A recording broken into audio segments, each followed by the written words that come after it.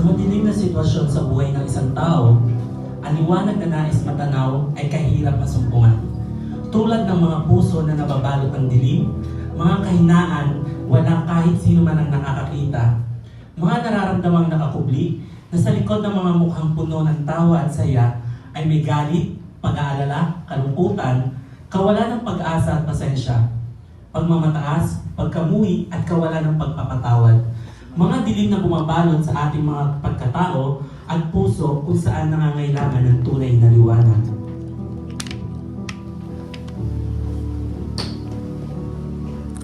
Sir, ka nga dito.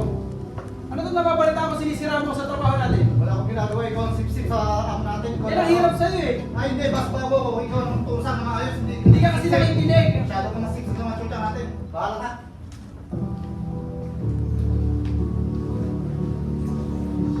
Saan wala akong kukuha ng pera? Wala akong magpadala ng pera sa bahay. Wala lang yung pera. Saan kaya akong kukuha ng pera?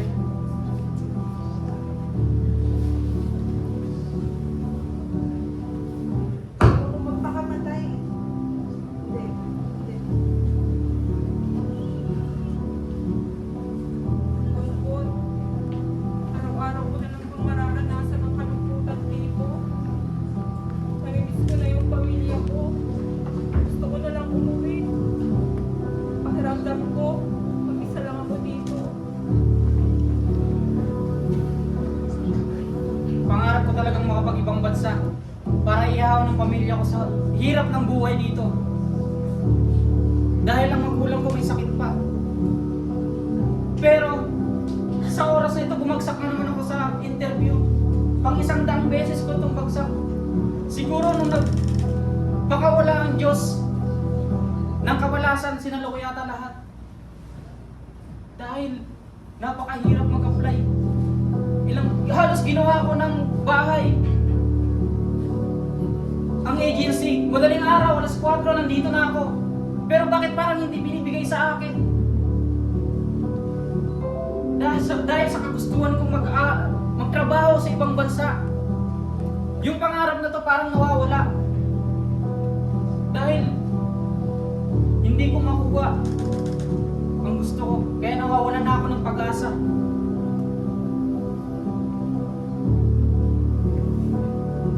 Mark, napakawalang silbi mo ah. Nakakawalang gana kang kasama. Lumayas ka dito. Wala kang ampag sa buhay ko. Grabe. 3 taon ko pa lang dito sa Taiwan. Pero, ang dami ko nang naipundar. Nakapagpundar na agad ako ng bahay. May mga lupa. May gold. And may iPhone. Grabe talaga. Ang galing ko talaga. Hello, Inay? Ano? Kailangan nila naman ng pera? Nakapadala ko pa lang kahapon ah. Ano ba akala niyo sa akin? Namumulot ng pera dito? Hindi niyo ba alam? Pagod na ako! Nakakagalit naman kayo! Hindi! Hindi kita mapapatawad.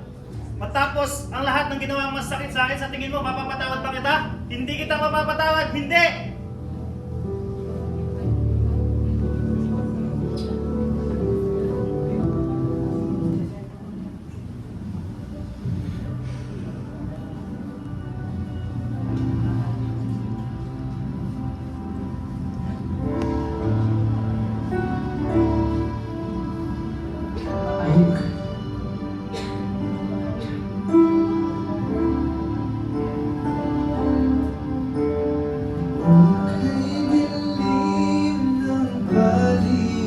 Ano ba to? Nakakawala ng pag-asa. Hindi! Araw-araw na lang ako sinibigay sa akin. Araw-araw ang ulam ko. Sabay na mag-buhay. Hindi! Nagkakasakit ko sa pera, pero bakit siya ito? Ito kahirap ang buhay ko. Hindi ko alam kung ano gagawin ang mga nila.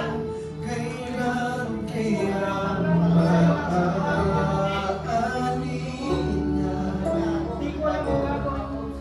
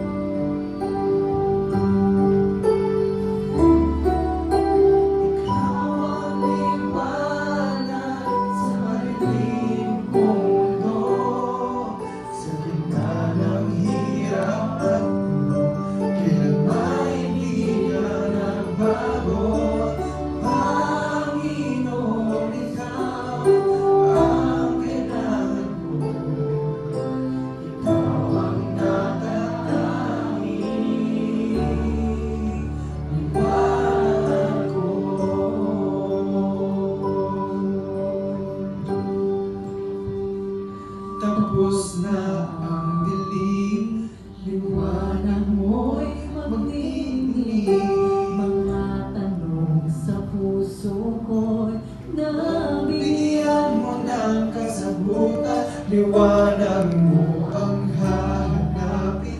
Patuloy kang kikinalari. Jesus, maghari ka sa buhay ko.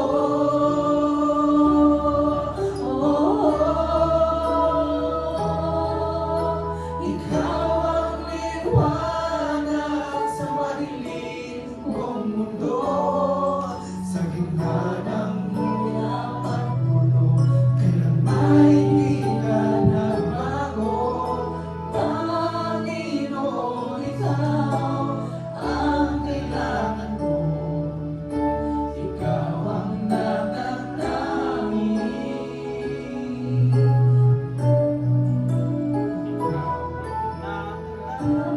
Liwanag sa madilim kong mundo. Kailanman hindi ka nagbago. Panginoon, ikaw ang kailangan ko. Ikaw ang natatangin.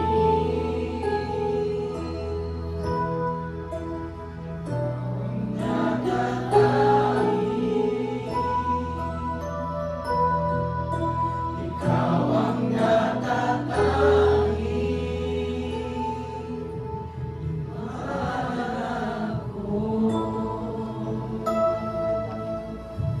Liwanag ng pag-asa. Sa gitna ng dilim, may liwanag pa rin kumikislap.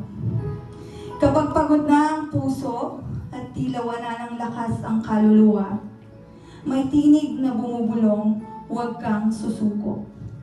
Ang pag-asa ay parang ilaw sa kandila, mahinang kumikislap, pero sapat para itaboy ang dilim. Hindi nito ay pinapangako na walang unos, ngunit sinasabi nitong may umaga pagkatapos ng gabi. Kapag nabigo ka, alalahanin mo. Ang pagkadapa ay hindi wakas, kundi paalala na may dahilan ka pang tumayo. Sa bawat luha, may binhing tinatanim ang Diyos. Binhing mamumunga sa tamang panahon. Kaya kung ikaw man ay naliligaw ngayon, tumigil ka sandali at huminga. Tignan mo ang liwanag na di namamatay, ang pag-asang nagmumula sa pananampalataya. At sa pag-asa na yon, matatagpuan mo ang lakas para magpatuloy, ang tapang para maniwala, at ang liwanag para muling magmahal. Dahil kahit gaano kadilim ang daan, ang liwanag ng pag-asa ay laging may huling salita. Liwanag ng pag-asa.